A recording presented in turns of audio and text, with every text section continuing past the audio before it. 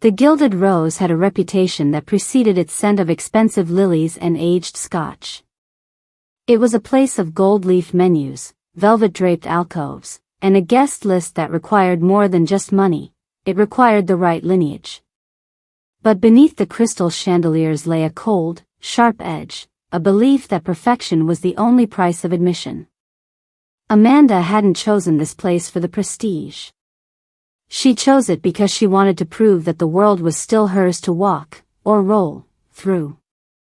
No blacked-out SUVs idling at the curb. No heavy-set men in earpieces blocking every doorway. No one seeing Gordon Molloy's daughter before they saw the girl who loved poetry. "Are you sure you want to go alone, Peanut?" Gordon had asked that morning, his voice like gravel and velvet. "I need to know I can, Dad. Just one night without the shadow of the empire.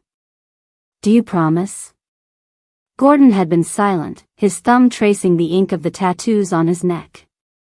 "I promise. No guards. No intervention."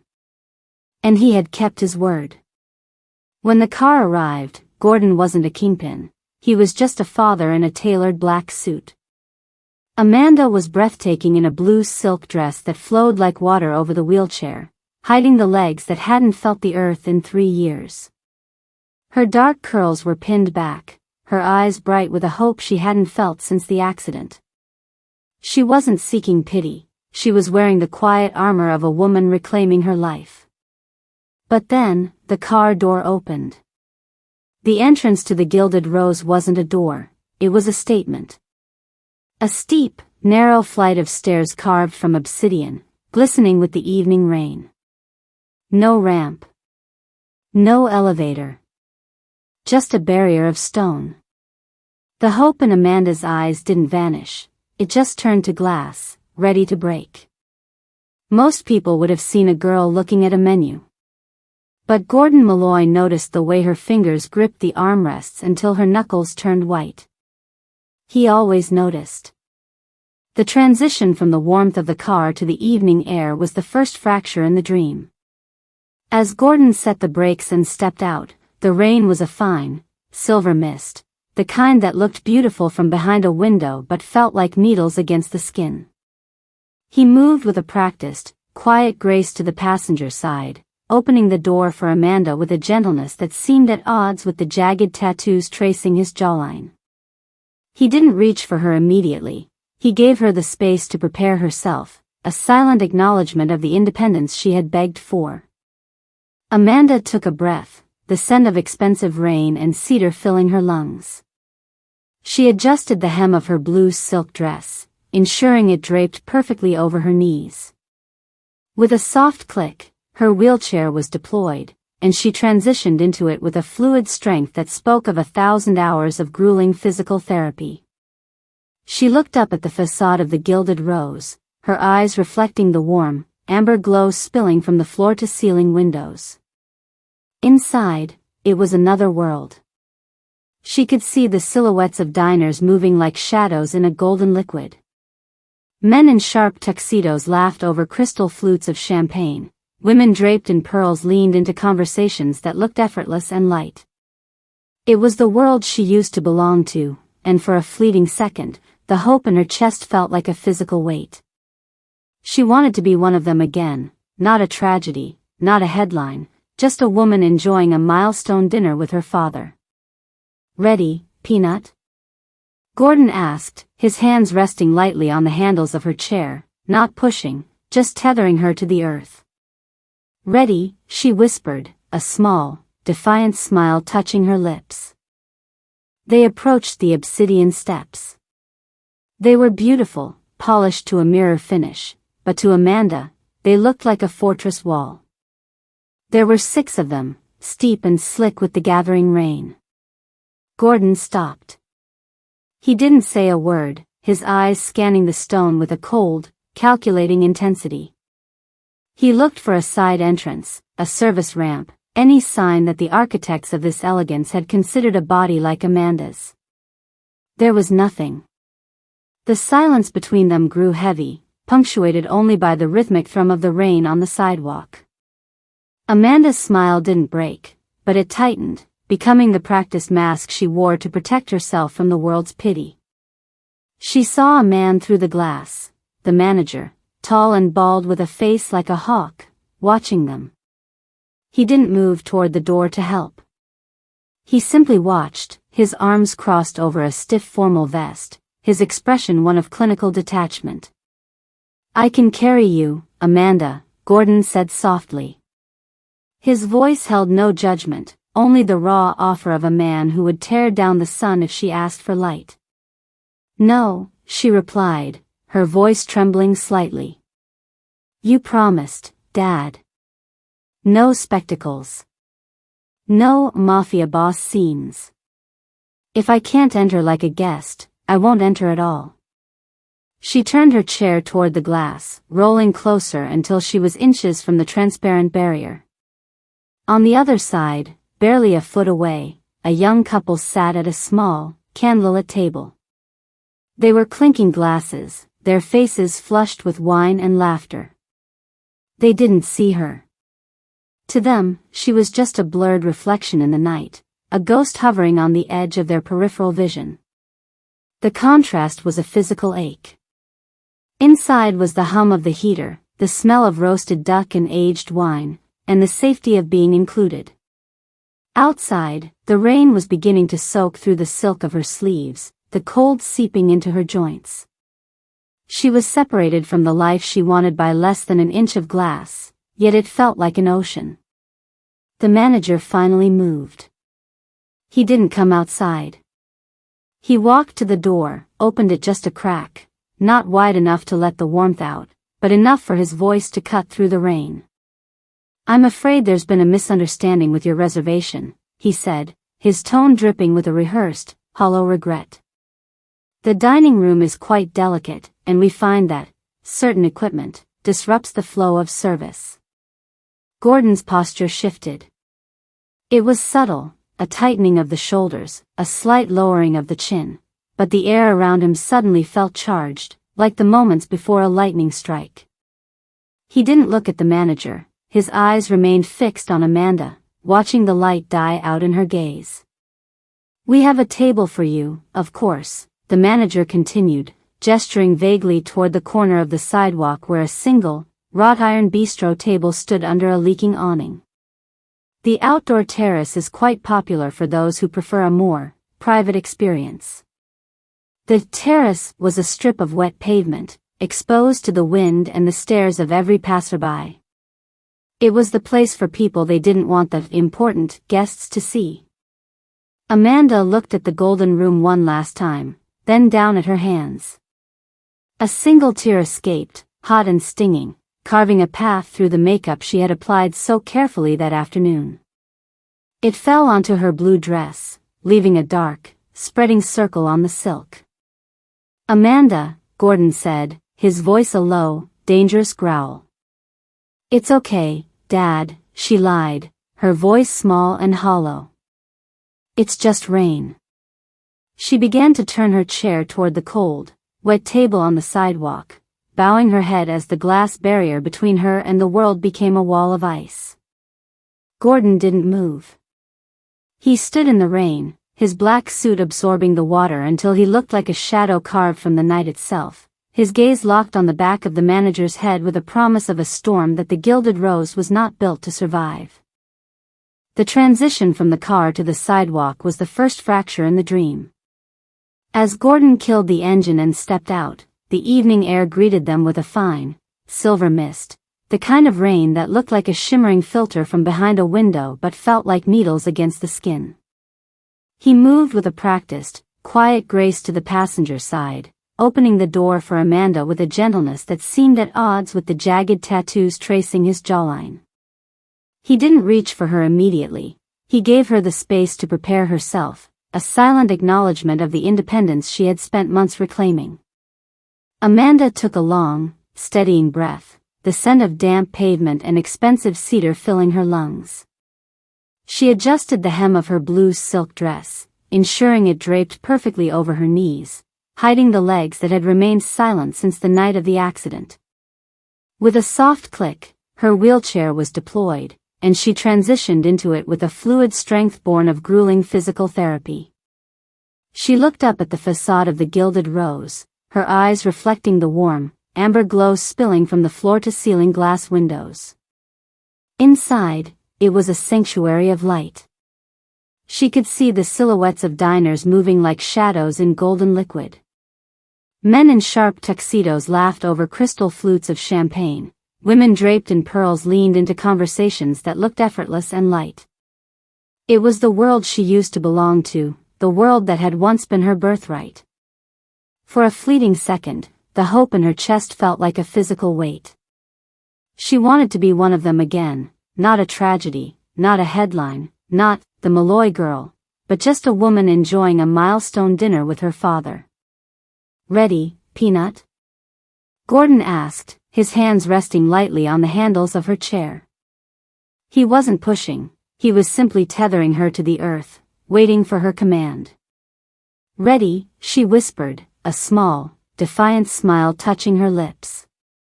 They approached the entrance, and the smile faltered.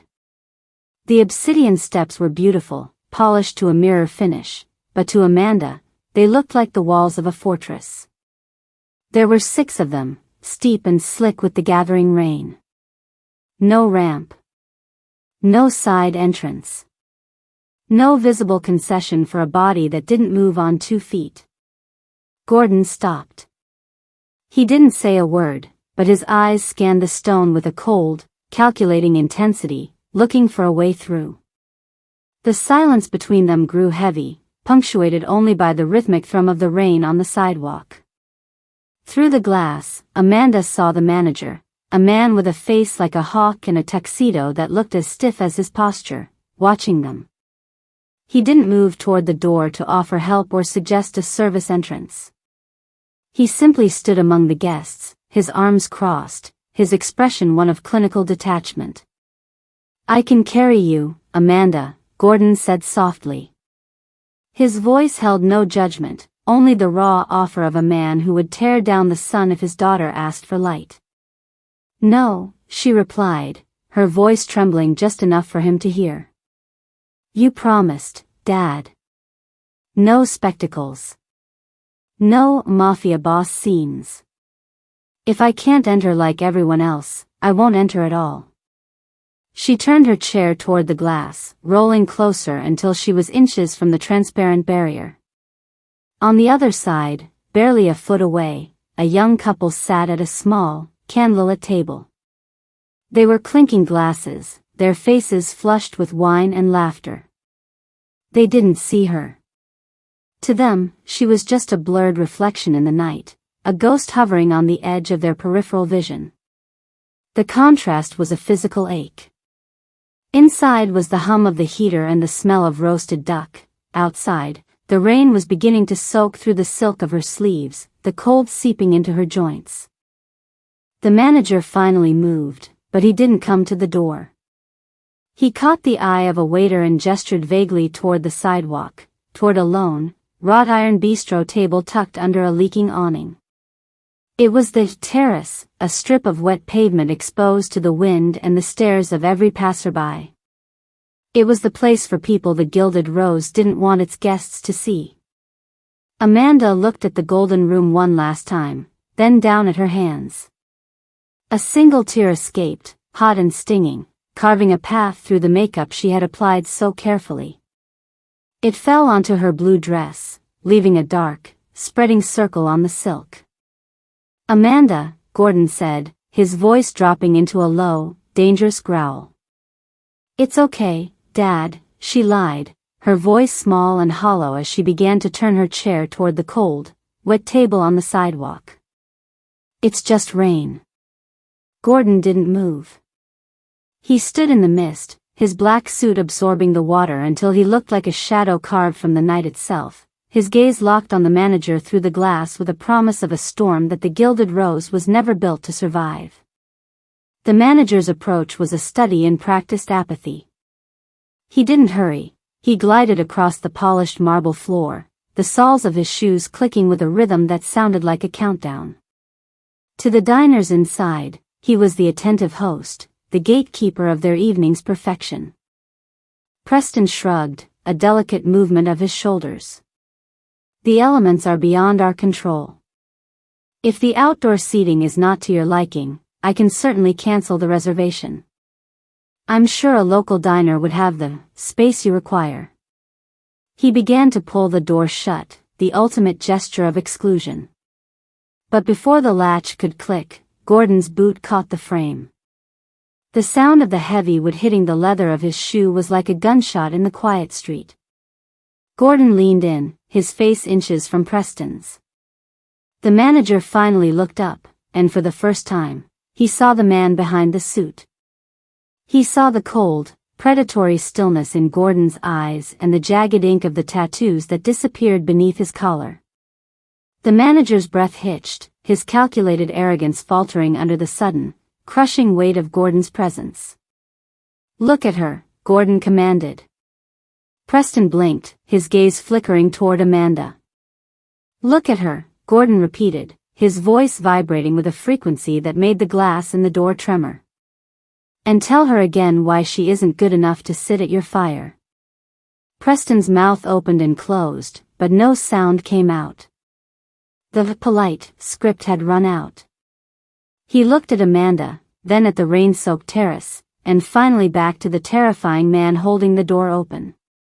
He chose the only weapon he had left, cowardice. "I don't make the rules," Preston hissed, his voice trembling as he wrenched the door free and locked it from the inside. Through the glass, they watched him turn his back and walk away, signaling a waiter to draw the heavy velvet curtains. One by one, the windows went dark, erasing the golden world and leaving Amanda and Gordon alone in the shadows of the rain. Amanda looked down at her lap, her blue silk dress now heavy and dark with water, the silence of the street louder than any insult. Gordon didn't reach for his phone. Not yet. He stood there, let the rain wash over him, and watched the silhouette of the manager disappear into the warmth. The gilded rose was still standing, but in Gordon's mind, it was already ash. The velvet curtains had sealed them out, but the silence that followed was even more deafening. Amanda sat motionless in her wheelchair, the small wrought iron table before her already pooling with water. The rain had intensified, transitioning from a mist to a steady, rhythmic downpour that drummed against the metal table and splashed upward, soaking the hem of her blue silk dress until the fabric clung heavily to her legs. In the reflection of the restaurant's darkened glass, she saw herself, a splash of vibrant blue against the gray, concrete wasteland of the sidewalk. She looked like a forgotten prop from a play that had already ended. Inside, she could still see the faint, flickering amber glow of candlelight bleeding through the edges of the curtains. She imagined the scent of the sea bass she had planned to order and the sound of laughter that was now a world away. Gordon stood behind her, a silent monolith in the storm.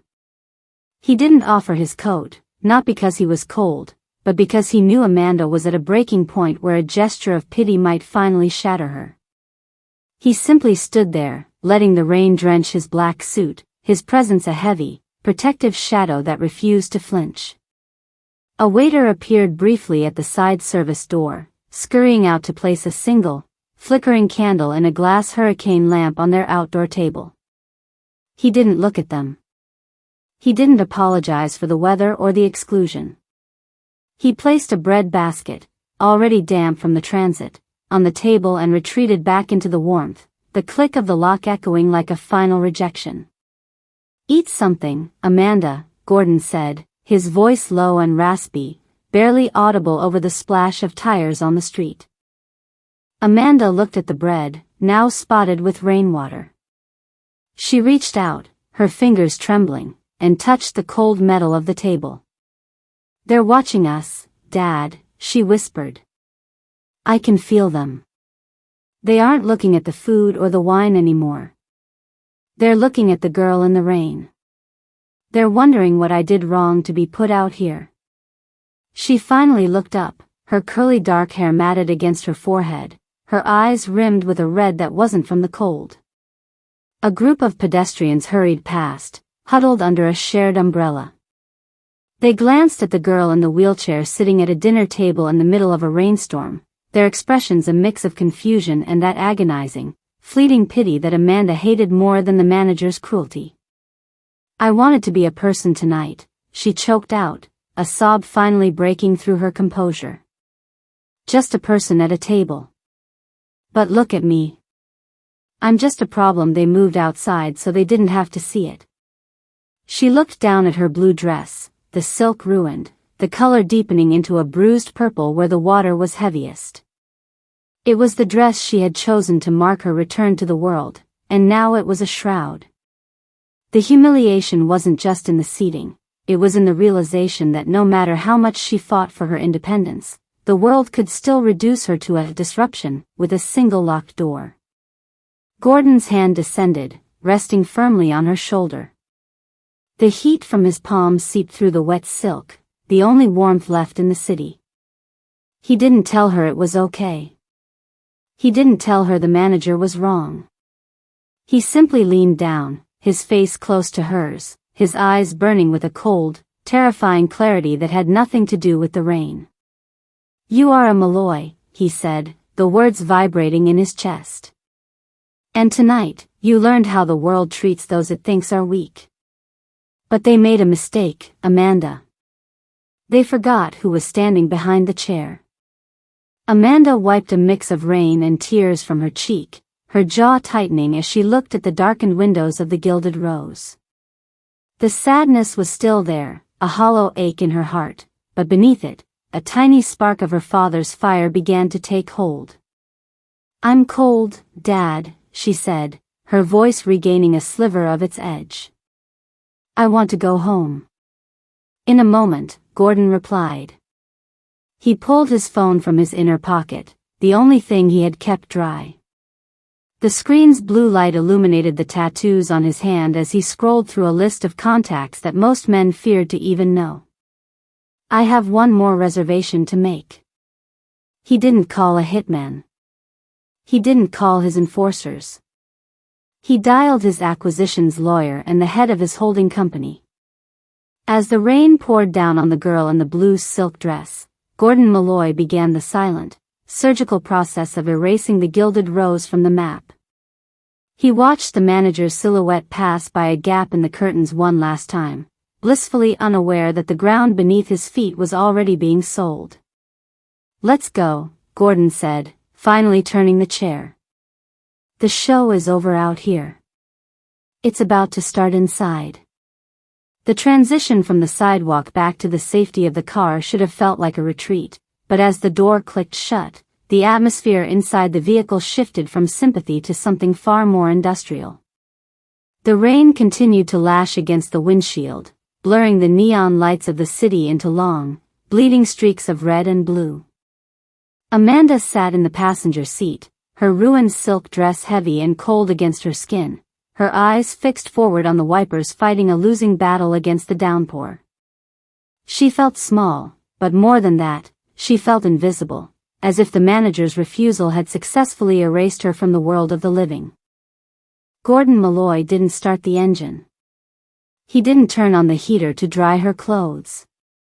He sat in the driver's seat, his large hands resting at 10 and 2 on the steering wheel, his knuckles white. The interior of the car was silent except for the rhythmic, aggressive drumming of the rain on the roof. In the dim light of the dashboard, the tattoos on his neck seemed to pulse with every shallow, controlled breath he took. "You said you wanted to do this alone, Amanda," Gordon said, his voice a low, vibrating hum that seemed to resonate in the very frame of the car. "You said no shadows. No reputation. Just you." "I wanted to see if the world had changed, Dad," she whispered, her voice cracking. "I wanted to see if I could just be a guest." "The world doesn't change because you ask it to," Gordon replied, finally turning his head to look at her. His eyes weren't filled with the rage she expected, they were filled with a cold, terrifying clarity. "The world changes because you force its hand. You wanted to be a person tonight. You are a person. But you are also a Molloy. And a Molloy never sits in the rain while someone else eats by the fire. He reached into his jacket and pulled out a sleek, black smartphone. He didn't look at his contacts. He knew the numbers by heart. He made 3 calls in total, his voice never rising above a conversational tone, yet each word sounded like a heavy iron gate slamming shut. He spoke of commercial leases, liquor licenses, and outstanding high-interest debt held by the parent company of the Gilded Rose. He spoke as if he were ordering a coffee, but by the time he ended the 3rd call, the restaurant behind them was no longer a fortress of elite society. It was a liability. "What are you doing?" Amanda asked, a flicker of alarm crossing her face. "I'm settling the bill," Gordon said. He stepped out of the car, ignoring the rain that immediately soaked his hair and suit. He walked around to her side, opened the door, and didn't wait for her to reach for her chair. He scooped her up, silk, wheelchair, and all, and placed her back on the pavement. But he didn't head for the car. He headed back toward the 3 obsidian steps. The shadow on the pavement was long and jagged as Gordon approached the glass doors again. Inside, the manager, Preston, was laughing with a regular patron, his posture relaxed now that the disruption had been removed. He didn't see the shadow at first. He didn't see the man in the drenched black suit standing on the other side of the glass like a reaper. When Preston finally looked up, the smile died so quickly it was as if his face had been struck. Gordon didn't knock. He didn't shout. He simply stood there with Amanda in her chair, the rain cascading off his shoulders, his eyes locked onto Preston's with a promise of total, scorched earth ruin. The guests inside began to notice. The golden warmth of the room suddenly felt claustrophobic. The silence that had once been sophisticated was now heavy with the realization that the man on the sidewalk wasn't just a disgruntled customer. He was the owner of the ground they were sitting on. Gordon raised his hand, pointing a single, ink-stained finger at the lock on the door. He didn't move until he heard the sound of the bolts sliding back. The door swung open, and this time, the manager didn't try to block it. He stood trembling, his face the color of the alabaster tables he prized so much. "The table by the fire," Gordon said, his voice cutting through the soft jazz like a blade. "The one with the best view. Clear it. Now." "Sir, the reservation was cancelled," Preston stammered, his eyes darting to the diners who were now staring in horror. "I didn't cancel it," Gordon said, stepping over the threshold, bringing the cold and the rain into the golden room. "I just bought the building. And you're standing in my daughter's way." The transformation had begun. The shadow wasn't just on the pavement anymore, it had entered the room, and the Gilded Rose was starting to wilt. The silence that followed Gordon's declaration was not empty, it was heavy, pressurized by the sudden realization that the hierarchy of the room had been decapitated. Preston stood frozen, his hands still hovering near the lock he had so smugly engaged moments ago. The diners, the elite of the city who paid for the privilege of exclusion, sat like statues, their silver forks suspended over plates of cooling truffle risotto. The golden warmth of the room now felt like a spotlight on a crime scene. Gordon didn't shout. He didn't reach for a weapon. He simply walked toward the center of the foyer, his wet boots leaving dark, rhythmic imprints on the pristine marble. He reached into the breast pocket of his charcoal suit and pulled out a single, folded sheet of paper, a digital printout fresh from a nearby courier's hand. "Preston, isn't it?" Gordon asked, his voice low and conversational, yet it carried to every corner of the vaulted ceiling. He didn't wait for an answer. "You seem like a man who takes great pride in the fine print. You care about the flow of service. You care about aesthetic consistency. But I wonder, did you care enough to check who holds the master lease for the 400 block of Riverside?" Preston's throat moved in a visible, panicked swallow. Sir, the management company handles the... The management company, Gordon interrupted, tapping the paper against his palm, was a subsidiary of a holding firm that declared bankruptcy exactly 22 minutes ago. Their assets, including the ground beneath your polished obsidian steps, were liquidated in a private sale. I believe the new owner's signature is right there at the bottom. He held the paper up. Even from a distance, the ink of the signature looked aggressive, a jagged scrawl that matched the ink on Gordon's neck.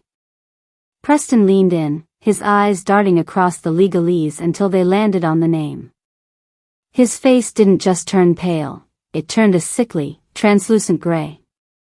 Mr. Molloy, Preston whispered, the name finally tasting like ash in his mouth. I was merely following the directives of the board. We have a brand to protect.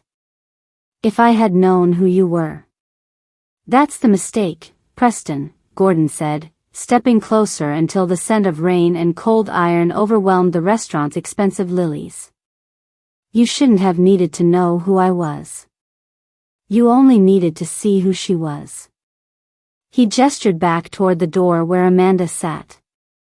She was still shivering, the blue silk of her dress clinging to her frame, but her head was no longer bowed. She watched her father with a mixture of awe and a lingering, hollow sadness. She saw the manager who had called her a disruption, now shrinking, becoming smaller than the chair he had tried to banish. Gordon turned his attention to the room at large. He looked at the woman in the gold dress, the man with the pearls, the couple who had looked through Amanda as if she were a ghost. As the new landlord, Gordon announced, his voice regaining that terrifying, resonant edge, I find the current atmosphere of this establishment to be non-compliant. The lack of humanity is a structural defect. And in my organization, we don't repair defects. We remove them. He turned back to Preston. Who signed your lease, Preston? Because I'm the one who just ended it.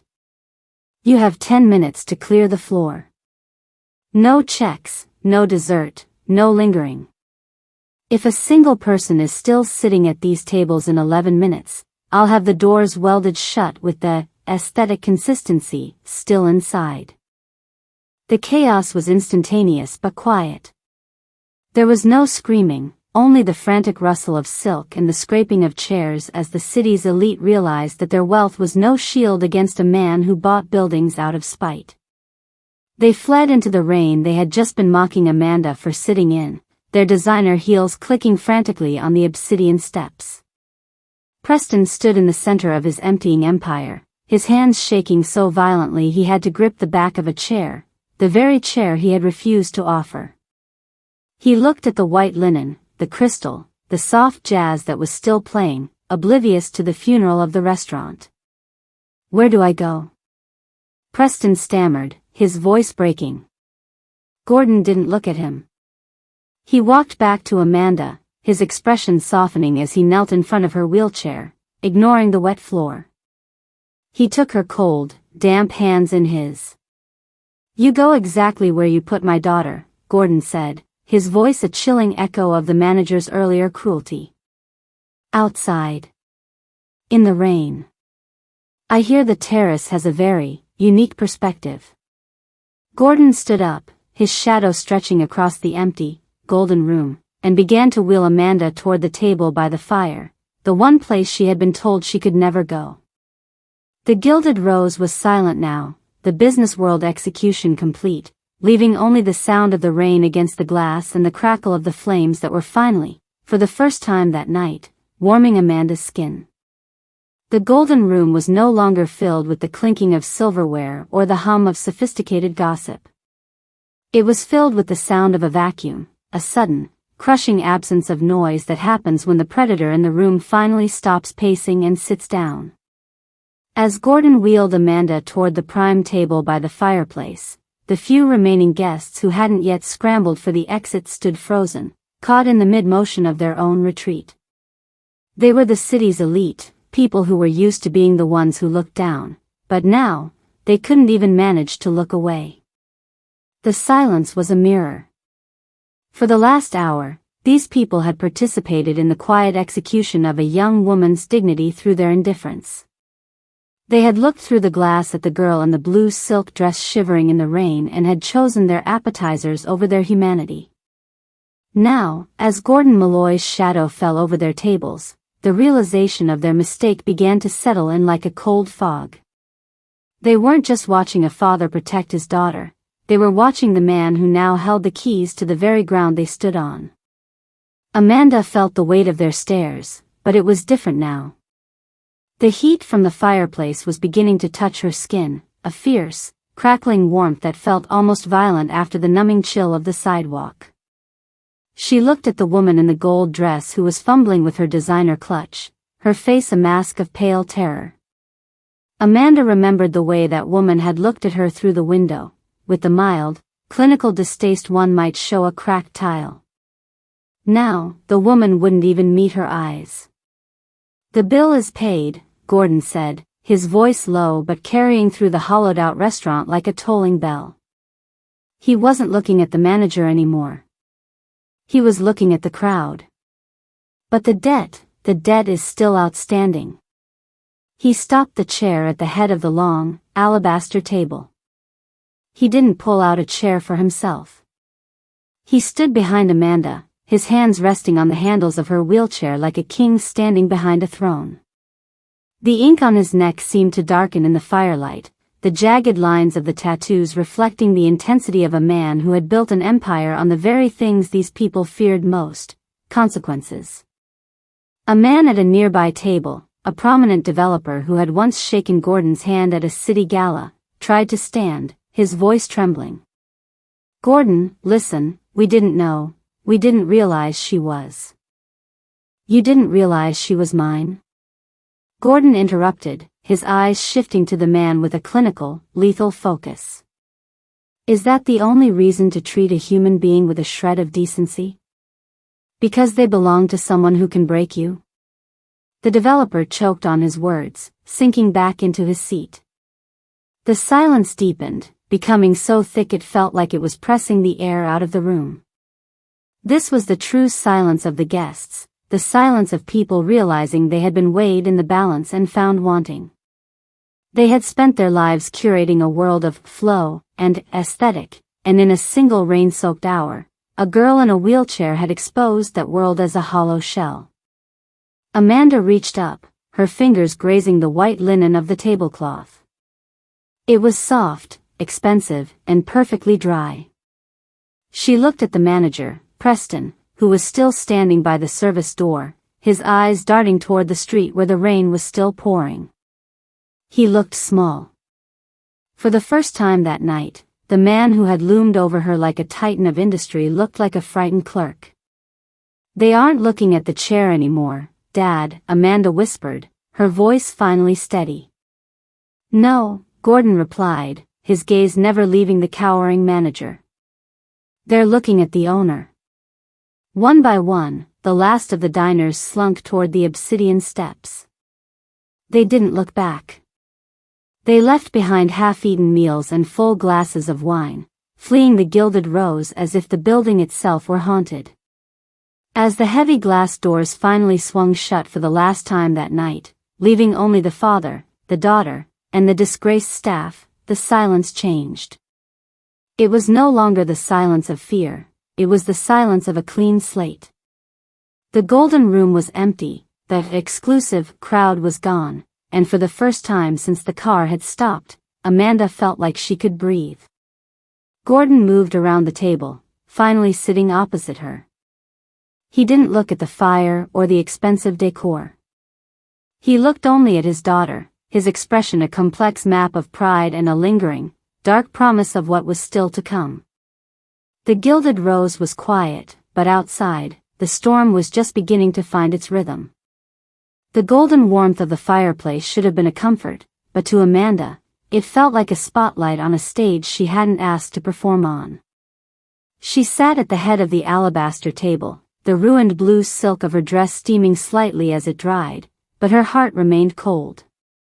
Across from her, Gordon sat with the stillness of a mountain, his eyes tracing the flickering flames as if he were already calculating the demolition of the rest of the block. "Eat," Gordon said softly, gesturing to the untouched, expensive appetizers that sat between them, remnants of a world he had just dismantled. "The kitchen is still staffed.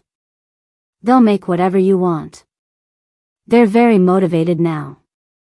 Amanda looked at the food, then at her father's hands. They were steady, showing no sign of the adrenaline that usually followed a confrontation. To him, this was a transaction. To him, the restaurant was just a piece on a board he had flipped because he didn't like the move his opponent made. "Is that what I am to you, Dad?" she asked, her voice cutting through the crackle of the hearth. "A piece of property to be defended? An asset that was undervalued?" Gordon's gaze shifted from the fire to her. His eyes narrowed, not in anger, but in a rare moment of confusion. "I bought this place so you would never have to sit in the rain again. I removed the man who looked at you like you were nothing. I gave you the seat you wanted.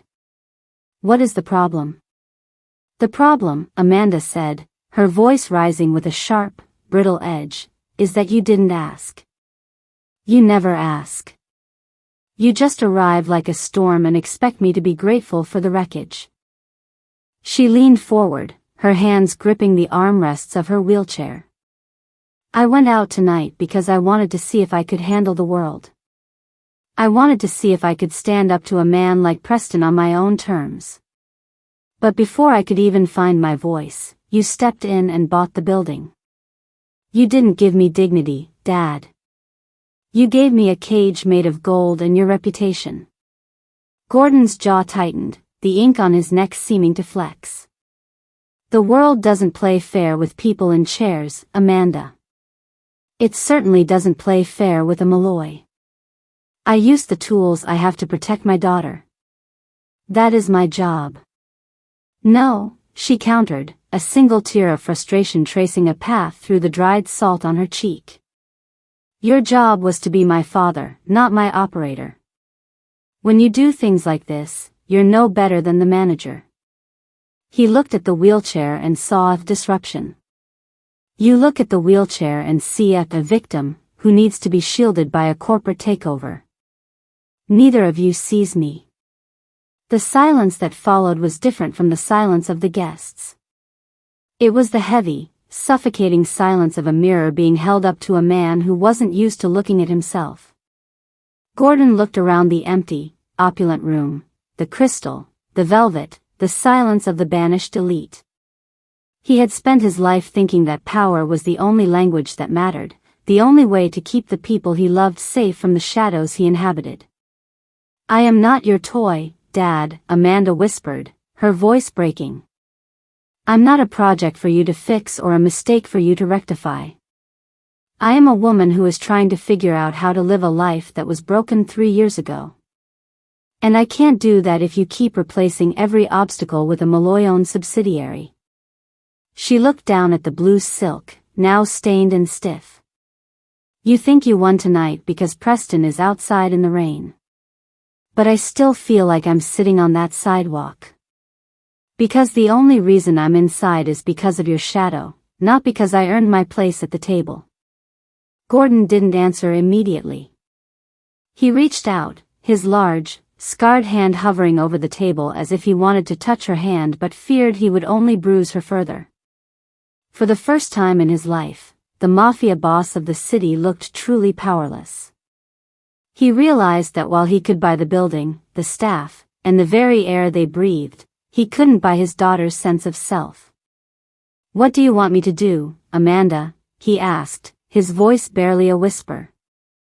"I want you to stop being the boss for one night," she said, her eyes meeting his with a fierce, uncompromising clarity. "And I want you to listen. Not to the lawyers or the enforcers. To me. Because if you don't, you're going to end up owning a city full of buildings, and you'll be the only person left inside them." The fire popped, a spark jumping onto the hearth and dying out in an instant. Gordon looked at his daughter, really looked at her, and for the first time, he didn't see a girl to be protected. He saw the woman she was becoming, a woman whose spirit was more formidable than any empire he had ever built.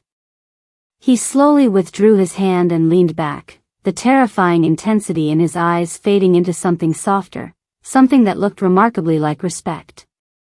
"Then talk," he said simply. "I'm listening." The silence in the restaurant was no longer the oppressive, fearful hush of a takeover. It was the quiet of a blueprint being drawn in the air. Amanda looked around the room, her eyes moving from the velvet curtains that had been used to hide her to the obsidian steps that had been built to exclude her. Gordon watched her, his hands folded on the table, his presence stripped of its lethal edge and replaced with a rare, watchful patience. He had finally stopped acting like a conqueror and started acting like a witness. "I don't want to burn it down, Dad," Amanda said, her voice echoing softly against the vaulted ceiling. "And I don't want it to be a ghost of your reputation. If I'm going to stay here, the Gilded Rose has to die so something else can breathe." Gordon nodded once, a slow, deliberate movement. "Tell me how to break it." "The steps," she said, her finger pointing toward the entrance. "They aren't just stone, they're a statement. Shatter them. I want a ramp made of the same obsidian, seamless and wide, so that the first thing people see isn't a barrier, but an invitation. I want those curtains shredded. No more hiding the world from the people you don't think fit that aesthetic.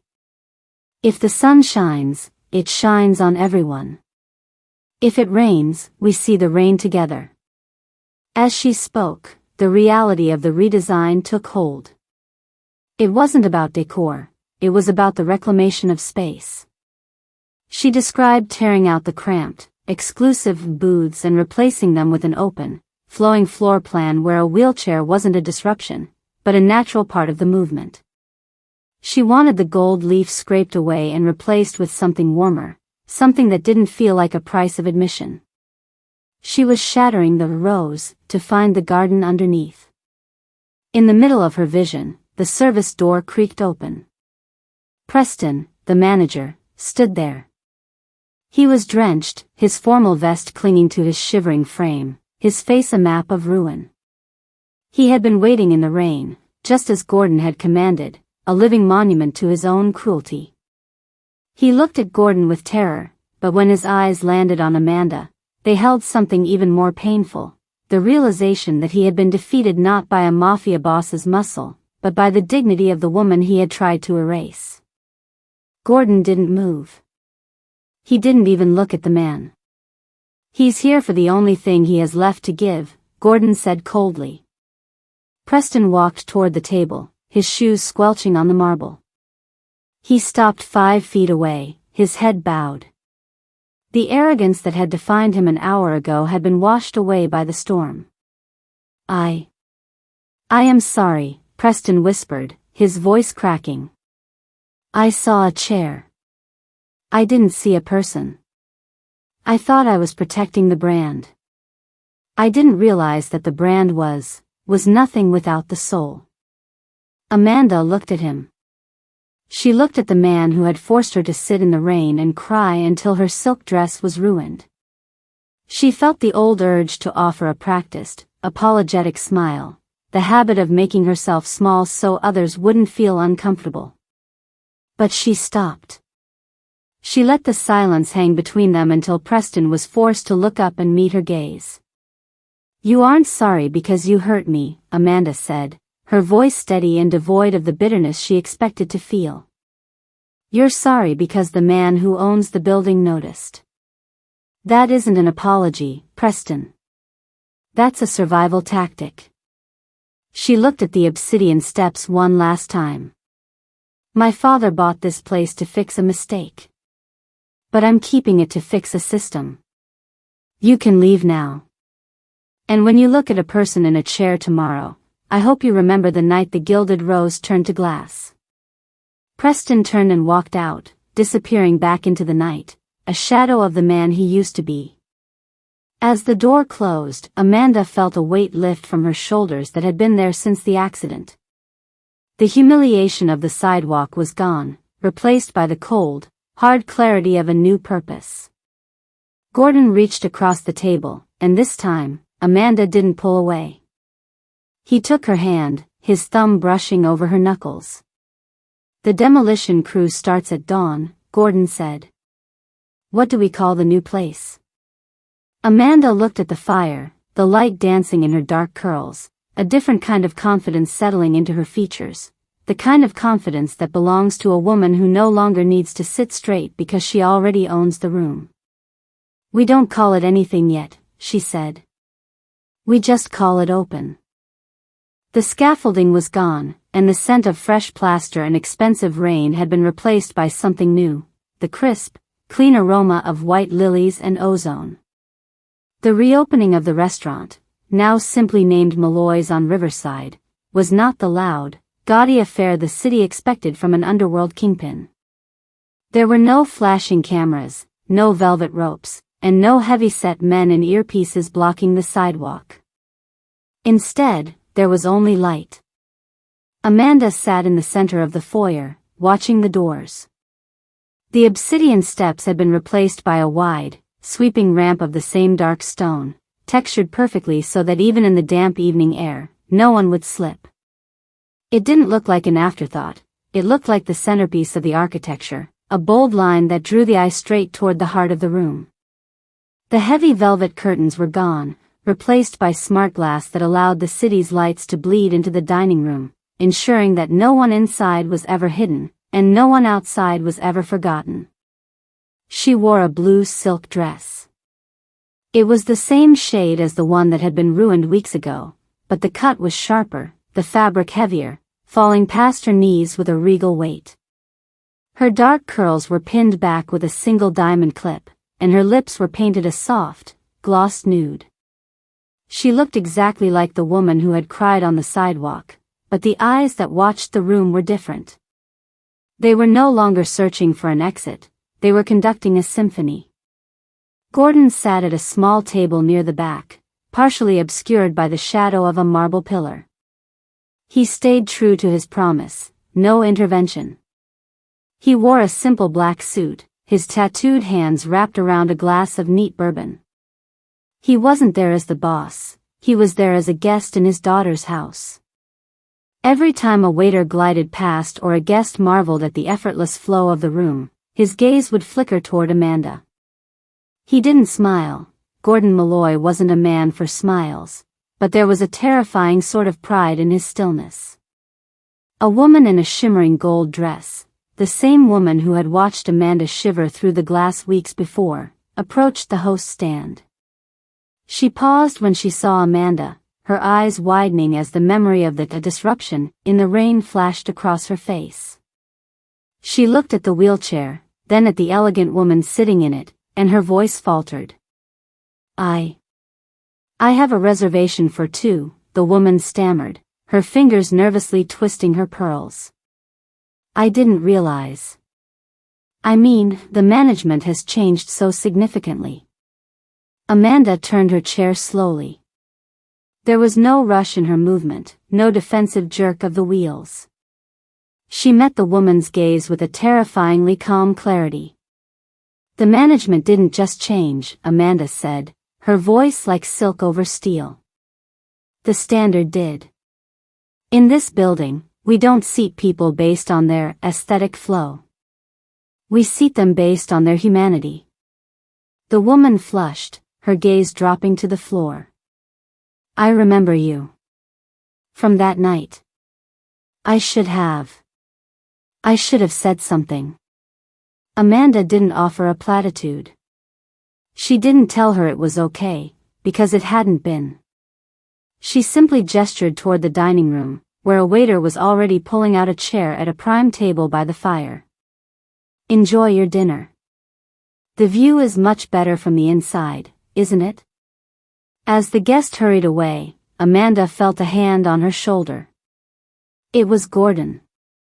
He had moved from his table so silently that even she hadn't heard him.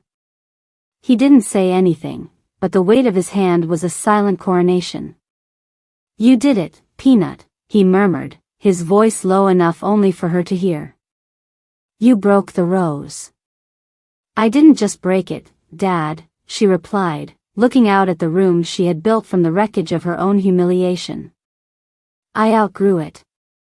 She looked back at the obsidian ramp, where a young couple was walking in, the man holding the door open for a woman who walked with a slight limp. They weren't being ushered to a side table. They weren't being hidden. They were being welcomed into the light. Amanda turned back to her tablet, checking the floor plan one last time. She wasn't a victim to be shielded, and she wasn't a project to be fixed. She was the owner of the ground, the air, and the narrative. As the soft jazz began to play, she leaned back in her chair and allowed herself a single, powerful smile. The smile of a woman who had finally learned that the whole world might want her to bow her head, but she was the one who decided where the crown sat. The Gilded Rose was dead. Long live the Queen.